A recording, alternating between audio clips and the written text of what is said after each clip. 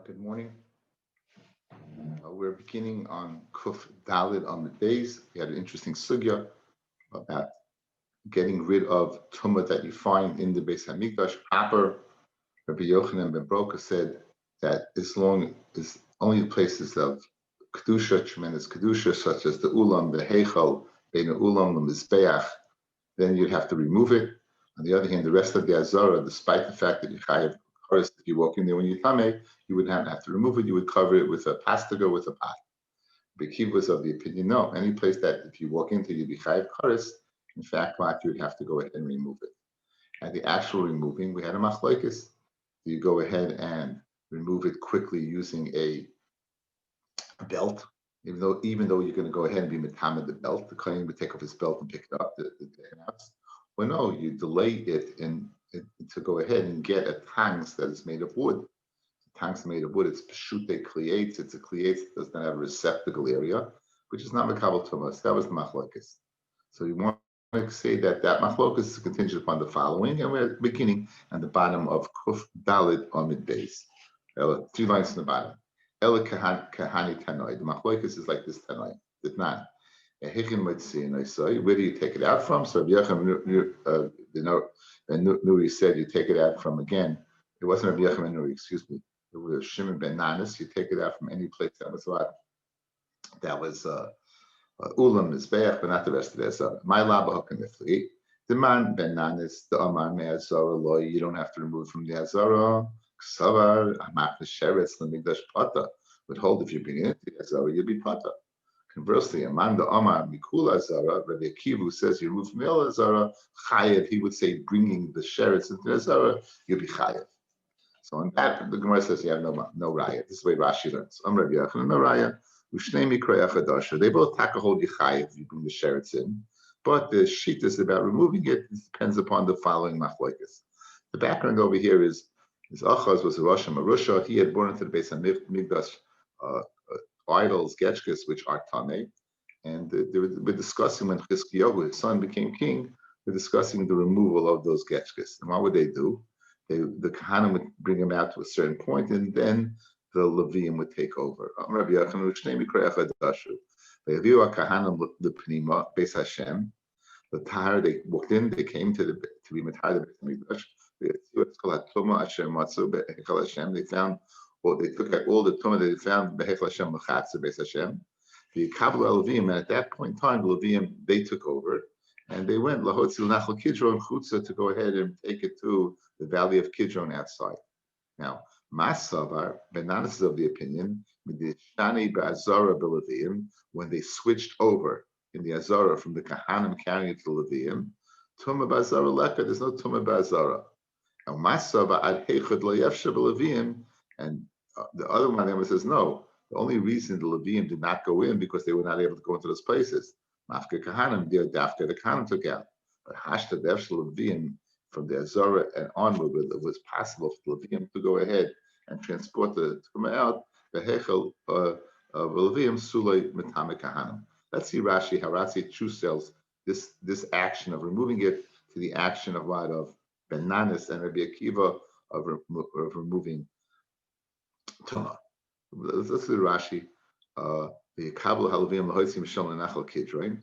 Avol Kahanim Acherim Lo Mitamayim. No, it's obviously the Kahanim that transported it out with Tamei, and now at this point in the Azara, it was taken over by Levium and not other Kahanim to go ahead and contract Tumah.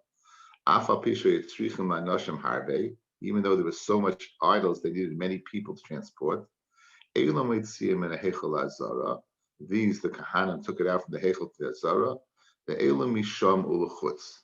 And the Levium would take it from there on onwards. Levium who the Mitamoyin, Veloy Kahanim. It was Levium who contracted Tumah in the Azara, not the Kahanim.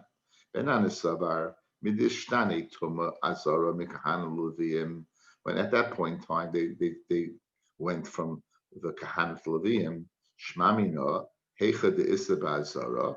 Once you get to the Azara, you're not going to take it out by Avera because we didn't allow the Kahanim to contract Tumah.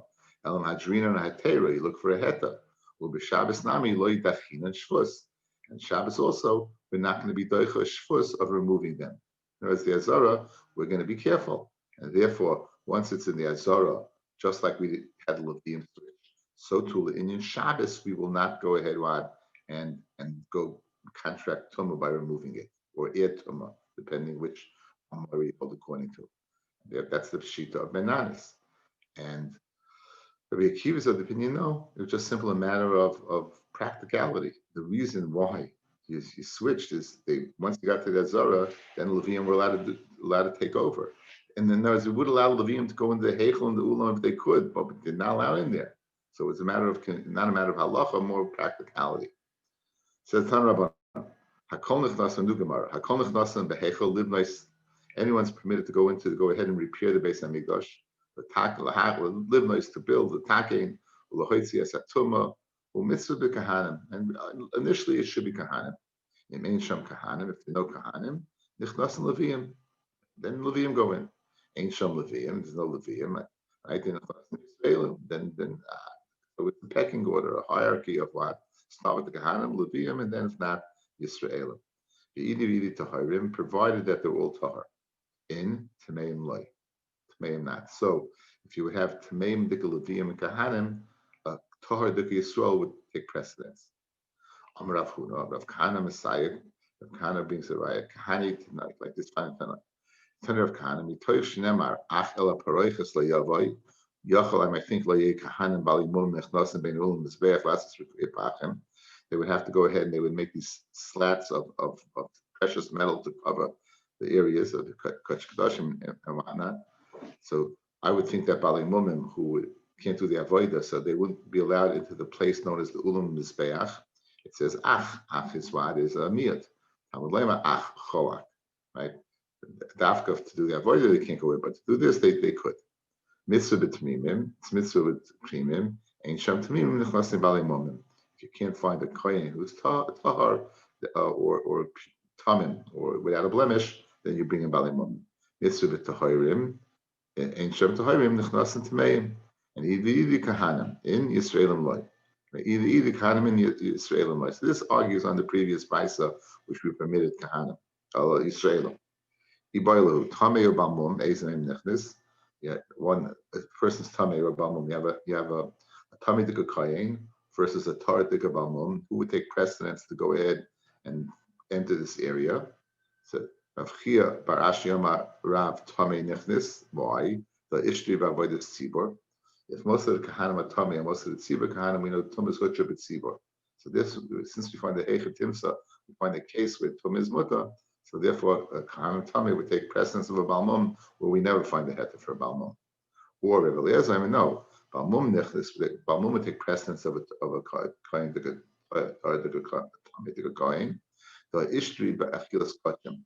Since a Balmum has a mila over a tummy to the kohen, in that he can eat kachim. Therefore, the Indian entering this area to do repairs, he would take precedence.